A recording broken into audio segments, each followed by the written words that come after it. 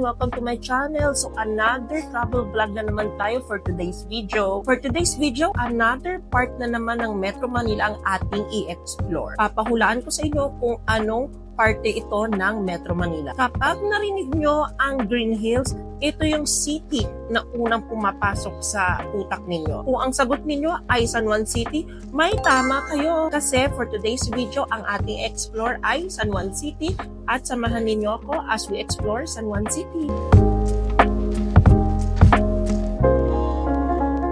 Nandito ako sa Santuario del Santo Cristo. So this is the oldest church in San Juan City. Actually, napatayo ito noong 1600s pa ng mga Dominican friars. Itong church na to ay may convent din na kung saan nagsaserve na bahay ng mga Dominican priest. In the present times, dito sa church na to matatagpuan din ang Aquinas School. It's an exclusive school for boys. And this church is being managed by the Archdiocese of Manila. So tara, samahan ninyo ako at i-explore natin ang Santuario del Santo Cristo.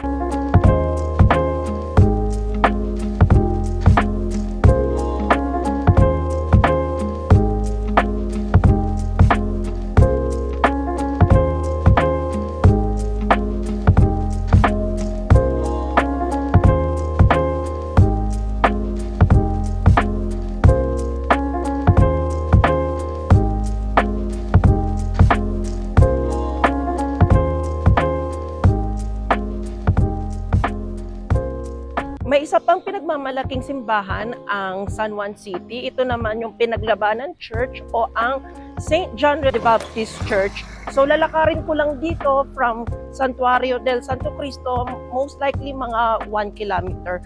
Exercise na rin siya, guys.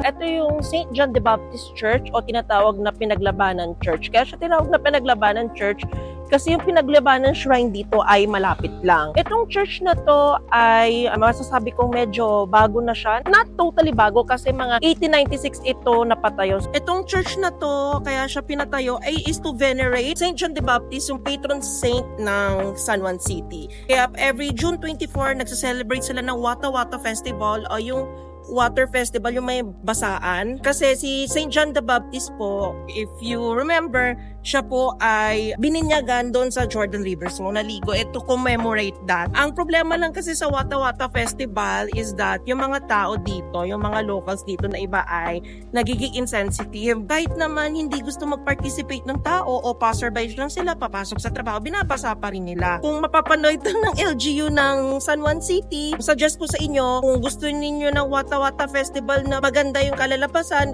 tuwing araw na yon, mag-designate na lang ho kayo ng isang lugar na kung saan isasagawa yun para hindi na rin magambala yung mga iba pang tao na hindi naman magpa-participate doon.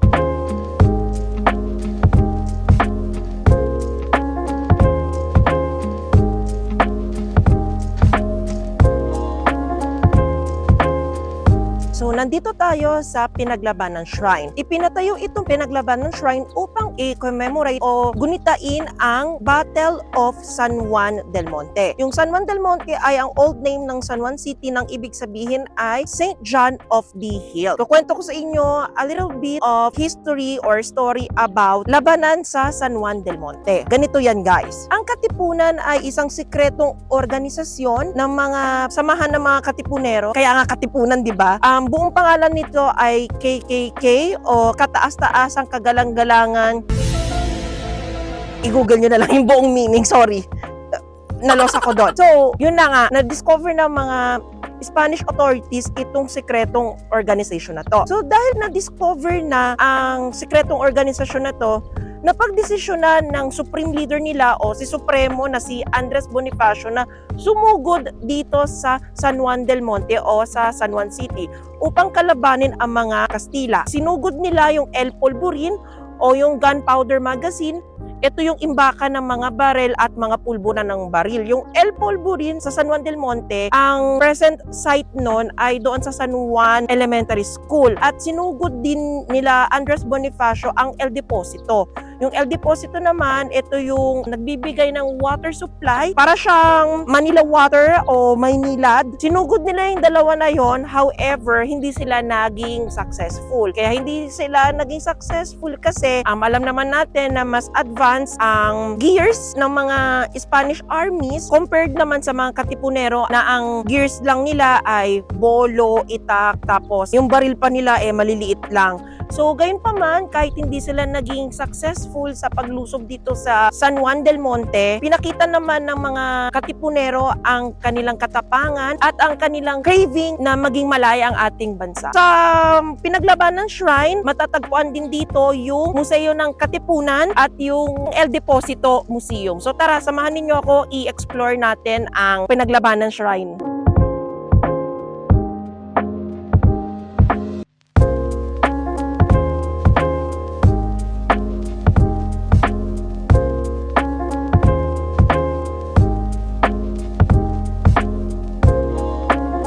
Nandito ako ngayon sa loob ng Museo El Deposito. Ito yung matagal ko nang gustong puntahan, guys. Finally, mapupuntahan ko na siya, guys.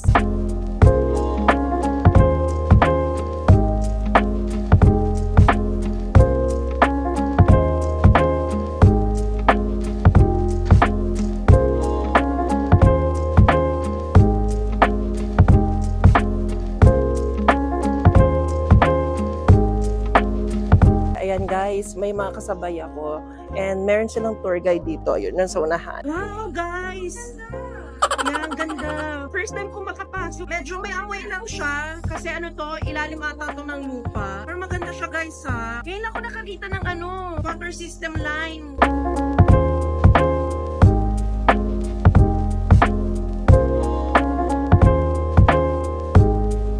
After ng Museo El Deposito, nandito naman tayo sa Museo ng Katipunan. Sa Museo ng Katipunan, matututuhan ninyo ang about sa Katipunan, yung nangyari noong panahon ng Philippine Revolution. And of course, matututuhan nyo rin dito yung about sa labanan sa San Juan del Monte. Kaya kung kayo ay history lover, this place is for you guys.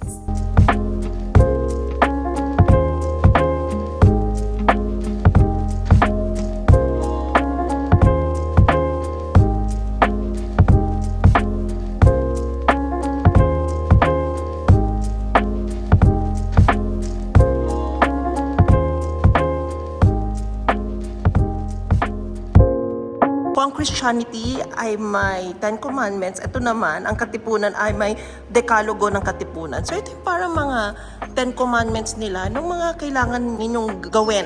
So ito siya, guys. Bubuksan nyo lang siya para siyang book. At meron din silang isa pang mga parang commandments. Ito naman yung Cartilla.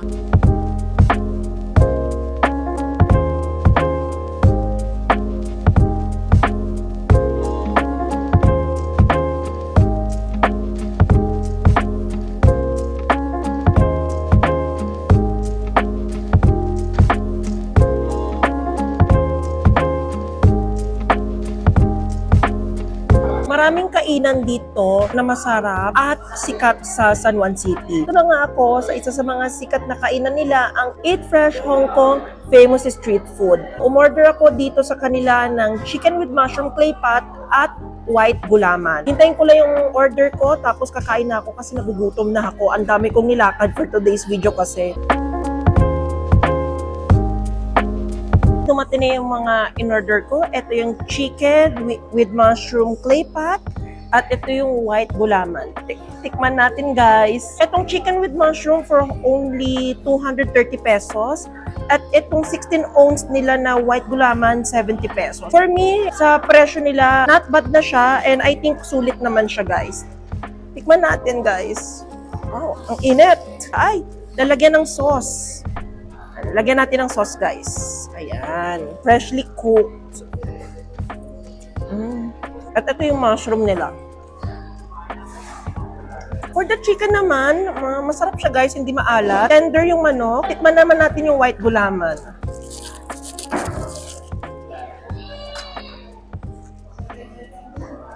Masarap. Tamang-tama yung tamis. And may almond extract yung white gulaman nila.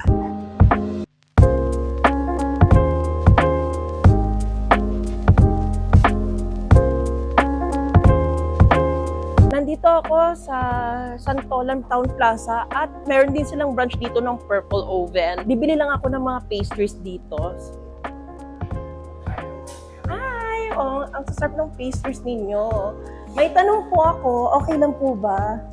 Yung oven po ba na ginagamit ninyo purple? Kaya siya tinawag na purple oven. Ay, hindi naman. Ay, naku, nang-chacharot tong purple oven. Hindi pala purple yung gamit. Pero masasarap yung pastries nila dito. Bili ako ng butter croissant, isa po, saka cheese roll. Tikman natin ang kanilang cheese roll. Sarap, guys. Lambot ng tinapay lang, sarap. Saka tamang-tama yung tamis. I love it, guys.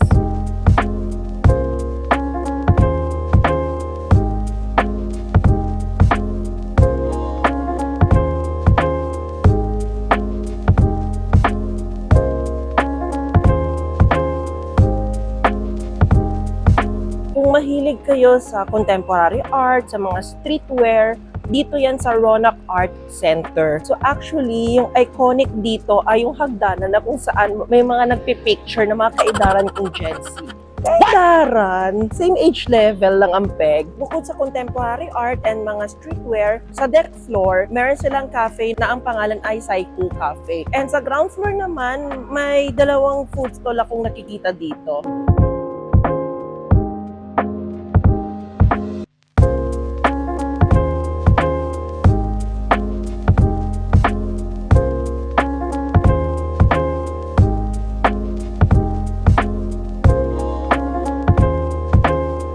Nandito ako sa Green Hills Shopping Center, ang pinaka-iconic na pasyalan ng mga taga San Juan. Hindi lang naman taga San Juan ang pupunta dito. Meron din mga iba't ibang tao mula sa iba't ibang panig ng Pilipinas at buong mundo, of course. Itong mall na to, alam niyo ba na bago pa ako pinanganak, meron na tong Green Hills Shopping Center. So, ipinatayo ito noong 1970s. So, ito yung isa sa mga OG na shopping mall sa Philippines. Yung Green Hills Shopping Center ay nahati sa apat. So, ito yung Green Hills Mall na kung saan ako ngayon. Ito yung pinaka-bagong mall nila.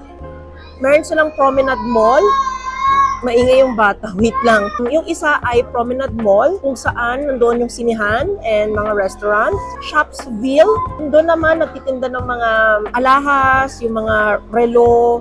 Nandoon yung Gentry, yung kay parang Hype. Gusto kong bumili doon pero soon, malay mo, makabili ako ng Rolex sa kanya. Charot. Nandun din yung mga designer bags, meron din doon. May mga nagtitinda rin doon ng mga damit. Tapos, ang Virata Mall, mas kilalang V-Mall. Doon naman, ang tinitinda doon ay mga Class A na mga designer bags or mga counterfeit. Yung V-Mall, yun yung puntahan ng mga taong gustong bumili ng second-hand phone, yung magpagawa ng sira nilang laptop, sirang cellphone. Actually, iconic sa akin yun pag pupunta ako ng V-Mall. Kasi, guys, yung mga tao doon ang kukulit, mag-aalok sila. Ma'am, second-hand phone, magpaparepair po. Tapos, sa kabilang stall, ma'am, paparepair. Ganon. So, nangungulit talaga sila, guys. And sa V-Mall din, guys, matatagpuan yung mga nagtitinda ng mga pearls. Ang gusto ko dito sa Green Hills Shopping Center, ito lang yung nag-iisang mall, if I'm not mistaken, sa buong Metro Manila,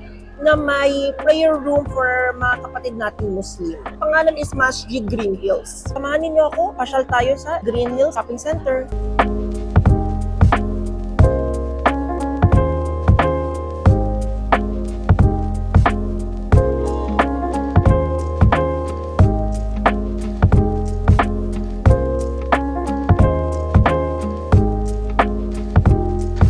So this ends our San Juan trip for today's video.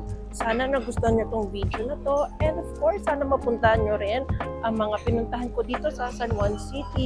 So alam nyo ang gagawin ninyo, guys. So don't forget to subscribe, like, and hit the notification bell para lagi kayong updated. And sa mga hindi pa naka-follow sa aking social media accounts, please follow my social media accounts. So yun lang, guys. Bye! Love you all and see you sa ating next video.